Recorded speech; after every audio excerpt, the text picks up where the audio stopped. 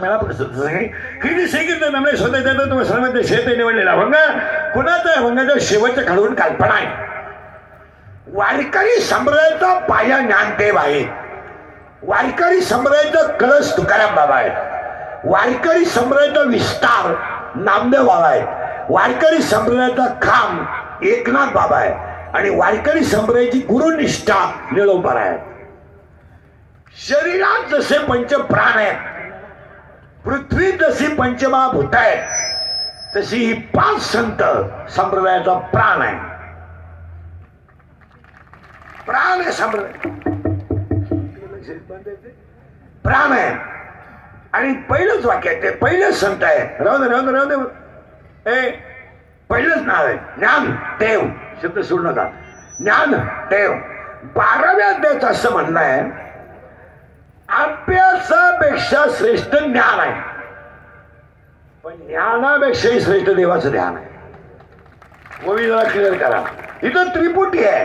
अभ्यास केला तर ज्ञान आहे आणि ज्ञान आलं तर ध्यान आहे.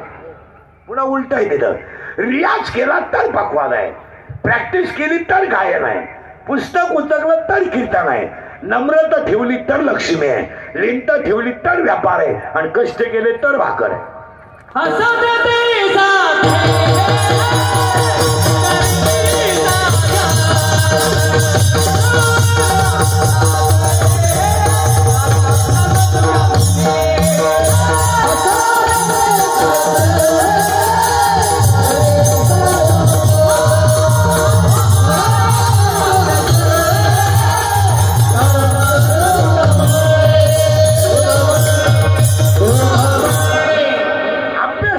श्रेष्ठ ज्ञान आहे. आणि परत वाक्य नीट आहे, तीच ओवी क्लिअर करा. अभ्यासापेक्षा श्रेष्ठ ज्ञान आणि ज्ञानापेक्षा श्रेष्ठ देवाचं ध्यान, हे 12व्या अध्यायाचं म्हणणं आहे. पण 10व्या अध्यायाचं म्हणणं हे उलट आहे थोडं. 12व्या अध्यायात असं म्हणणं आहे, अभ्यासापेक्षा श्रेष्ठ ज्ञान आहे आणि ज्ञानापेक्षा. आता प्रॉब्लेम असं झालाय, तुम्ही शाळेतल्या ज्ञानाला ज्ञान म्हणता, हेच अज्ञान. मला 40,000 पगार आहे, तुला एवढी लाज वाटत नाही? तो 10 लाख भरले तेव्हा 40 आहे आणि ते 40,000 म्हणजे त्या 10 लाखाचं व्याज आहे. तुला पगार कोणासाठी? तुला अक्कल नव्हती म्हणून तो साहेबा कसं म्हणाले? साहेबांना मुद्दल वापरली, याच तुला दिलं, बस सासरवाडीचं कल्याण करेल. तुम्ही परत निघाय. अभ्यासापेक्षा श्रेष्ठ ज्ञान, ज्ञानापेक्षा श्रेष्ठ देवाचं ध्यान. पण हीच ववी 10व्या अध्यायात थोडी उलटी आहे. 10व्या अध्यायाचं डायरेक्ट म्हणणं असं आहे, आतापर्यंत जगाच्या इतिहासात बोंबलत हिंडणारा देव भेटला नाही. बायका बरोबर सोडायला बोंबलत हिंडणार कधी देव आहे, आणि उपास करणाऱ्याच्या तर खानदानी देव भेटत नाही. ही उपास करणारी जी लोक आहेत, ही मनोरुग्ण लोक आहेत, डोक्यातून गेलेली लोक आहेत. आठवड्यात एखादा उपास ठीक आहे, 15 दिवसाला वैष्णव म्हणून एकादशी ठीक आहे, महिनाभर श्रावण त्या बापान ठरला होता, महिनाभर. आणि कुठाने सगळे चालू. तुम्हाला कोण म्हणलं वव्यावच का ना जरा? तुम्ही शरीरा न पिडावे, तुम्ही व्रत नियम न करावे, तुम्ही देवांतरा न बघावे, तुम्ही तीर्थाशी न जावे, तुम्ही स्वधर्माते याच्यावे.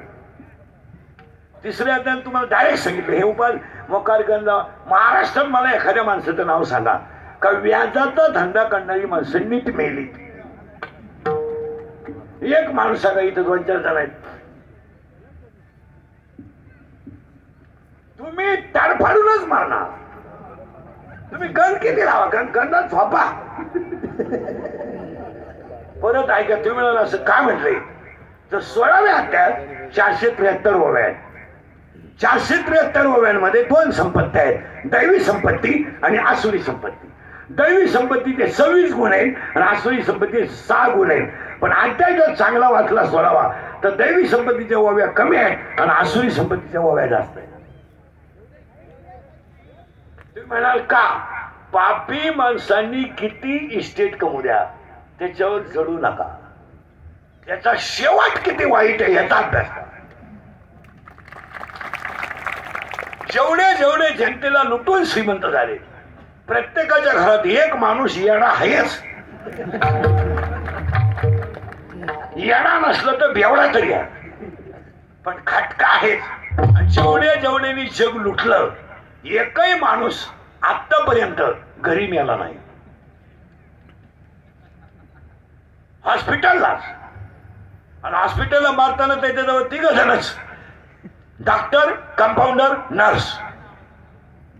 घरचं कोणीच नाही. 3 माहित नाही हा कधी मिळालाय.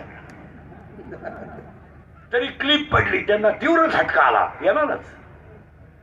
ते मृत्यूशी 2 महिने झुंज देत होते. झुंज, ते झुंज नव्हते देत, ते गरीबाचा तळतळाट भोगीत होते. एक परत ध्यानात ठेवा, गण नावणारा देव भेटत नाही. पण पुढची ओवी इतकी सुंदर आहे. संपत्ती, 9वा अध्याय. संपत्ती आणि दया दोन्ही जर एकत्र आले तर ती देवाची होते. काय ओव्या आहेत महाराज, पण मी उलट फिरवतो थोडं. संपत्ती आणि दया कधीच एकत्र येत नाही.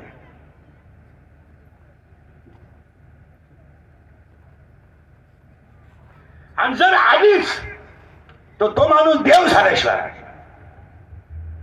दोन्ही ओव्या क्लिअर करा. जगातल्या सगळ्या संतांचा सार पाडा. संतांनी फक्त कर्म हाच देव सांगितला. कोणत्या संत, कोणत्याही संतांचं चरित्र बघा, फक्त कर्म हाच देव. आणि अख्खी गीता फक्त कर्मावर आहे. आणि आज कीर्तनाला घेतलेला अभंग ज्ञानावरायांचा आहे. अभंगाला सुरुवात करायची आहे. अजून झाली नाही, फक्त 2 ओव्या क्लिअर झाल्या. अभ्यासापेक्षा श्रेष्ठ ज्ञान आणि ज्ञानापेक्षा श्रेष्ठ देवाचं गेलं पाहत ध्यान. संपत्ती आणि दया कधी एकत्र येत नाही, पण आली तर तो माणूस देव झाल्याशिवाय राहत नाही. आणि 3री ओवी आहे, कर्म हाच देव आहे, आगा कर्मीचे. तुम्ही प्रामाणिकपणे पखवाद वाजवा, देव त्याच्यात आहे. प्रामाणिकपणे गायन करा, भजनांच्या पार्ट्या पाडू नका, एका दिंडीच्या 9 दिंड्या करू नका. तुम्हाला दिंडीत यायचं नाही, येऊ नका, पण चालल्यात त्या बिघडू नका.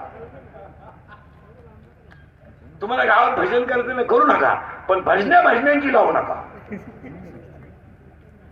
काय लावू नका, काय होत नाही. चला थोडं पुढे. आता लागलाय करंट तुम्हाला. आता करंट लागला का सोपं झालं. संपत्ती आणि दया, पण माझं वाक्य असं आहे, कर्म ही देवाची पूजा आहे. विष्णूची महा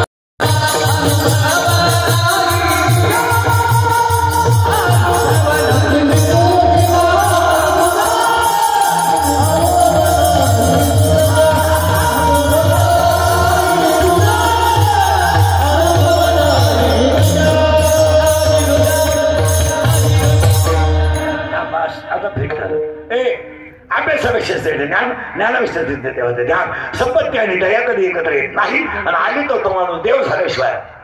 आणि कर्म ही देवाची पूजा. तुमची आपली बरेच दिसणं गाते.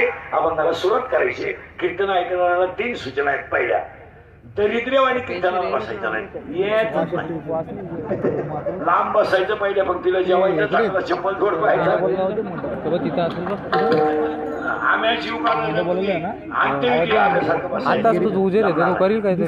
दुसरी सूचना आहे.